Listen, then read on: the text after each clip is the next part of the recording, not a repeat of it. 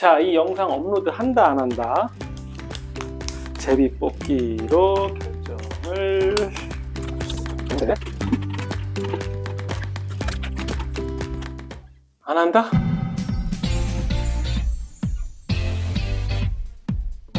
신자들이 무엇을 결정할 때 제비뽑기 방식을 선호하는 경향이 있습니다.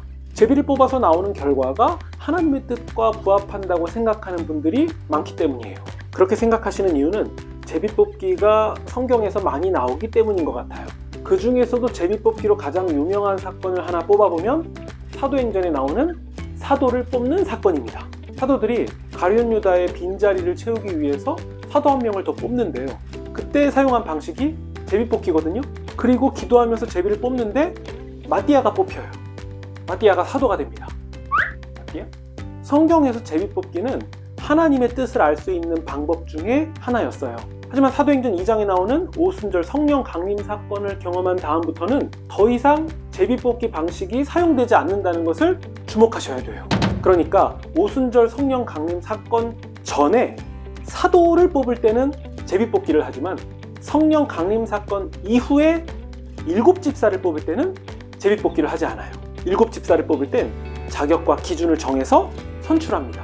성령과 지혜가 충만하여 칭찬받는 사람 7명. 만약 제비뽑기가 7집사를 뽑을 때에도 여전히 유효한 하나님의 방식이라면 7집사도 사도 때처럼 제비뽑기 방식으로 뽑지 않았겠어요? 그러나 사도가 세워지고 성령님이 임하시고 교회가 세워지면서 바뀌게 됩니다.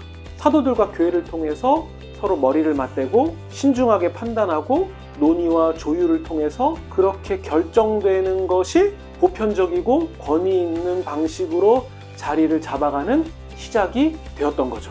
그래서 신약 성경에서 장로와 집사를 뽑을 때에도 제비뽑기로 하라고 하지 않고 장로와 집사의 자격과 기준을 말씀하고 있는 거예요. 그러면 이렇게 질문하실 수도 있을 것 같아요.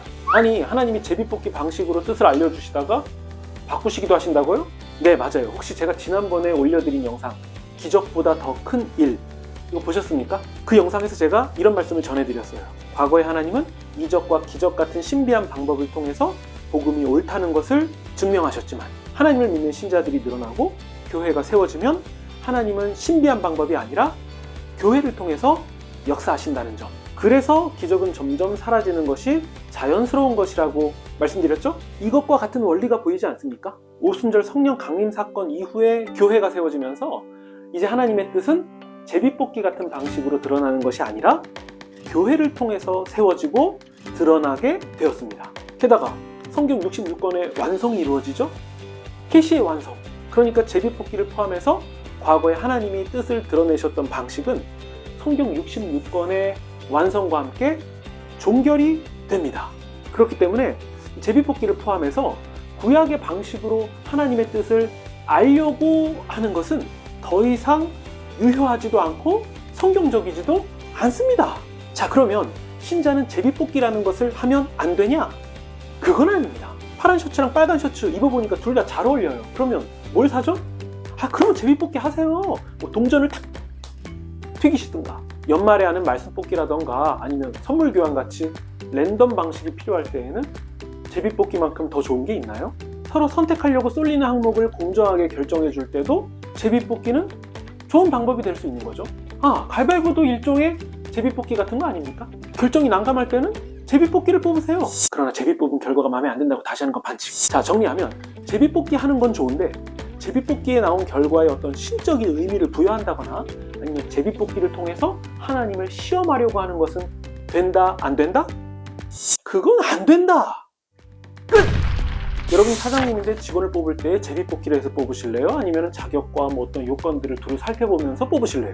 교회를 대표하는 중요한 역할을 뽑을 때에도 제비뽑기로 그냥 막 뽑으실래요? 아니면 공동체를 사랑하고 또 얼마나 잘 섬기는 사람인지 이런 요소들을 살펴보고 뽑으실래요? 어느 동네로 이사를 갈지, 어느 학교, 어느 과로 진학을 할지 이런 것도 그냥 제비뽑기로 막 뽑을 거예요?